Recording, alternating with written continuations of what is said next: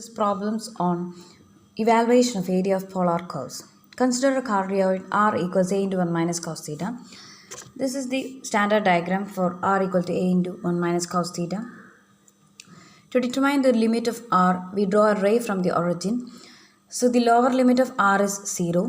The upper limit of r is the point where the ray leaves the required region whose area is to be evaluated, and here r equal to a into 1 minus cos theta becomes the upper limit of r.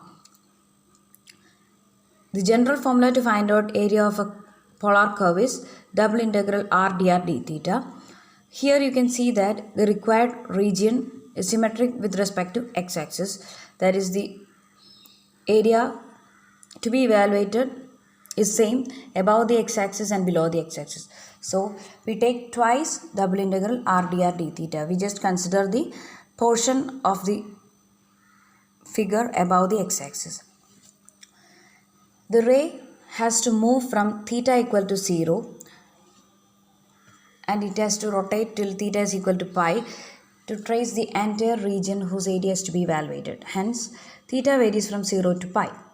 Now we integrate with respect to r. Having found r square by 2, we substitute upper and lower limit and we get 1 minus cos theta as one of the terms which can be replaced using the standard identity 1 minus cos 2 theta equals 2 times sine square theta.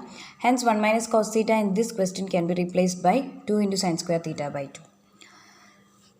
After squaring you get sine raised to 4 theta by 2. Theta by 2 can be replaced by another variable phi, so that d phi is replaced by 2 times d phi. Upper limit also changes from pi to pi by 2, making the substitution theta by 2 equals phi. Now sine raised to 4 phi d phi, when integrated from 0 to pi by 2, we can use the standard formula. Integral 0 to pi by 2 sine raised to nx dx, when n is an even value, takes the form pi by 2 into 1 into 3 into 5 into n minus 1 divided by 2 into 4 into 6 into n. Substituting n equal to 4 in the standard equation, we get the value of the integral as 3 into 1 by 4 into 2. So the final answer is 3 pi a square divided by 2. Let's look at another polar curve. R equals a into sine theta, which is the 3-petaled rose.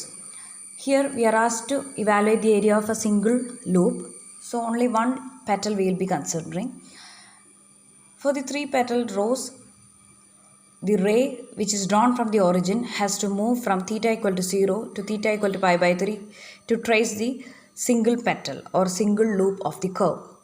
Hence we have r varies from 0 to a sine 3 theta and theta varies from 0 to pi by 3. We follow the integration and you get a term sine square 3 theta, which can be replaced by using the standard identity sine square theta equals half 1 minus cos 2 theta.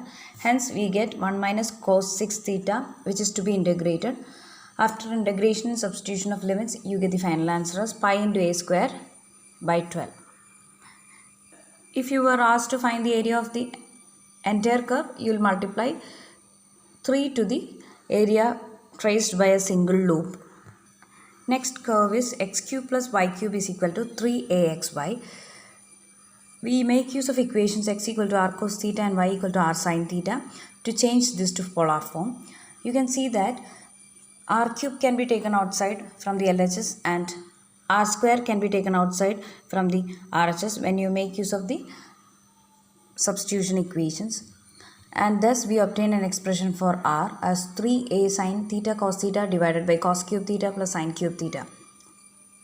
At r equal to 0, you get sin theta into cos theta equals 0, and the two possibilities for theta looking at this equation are theta equals pi by 2 and theta equals 0, because cos pi by 2 equals 0 and sin 0 equals 0.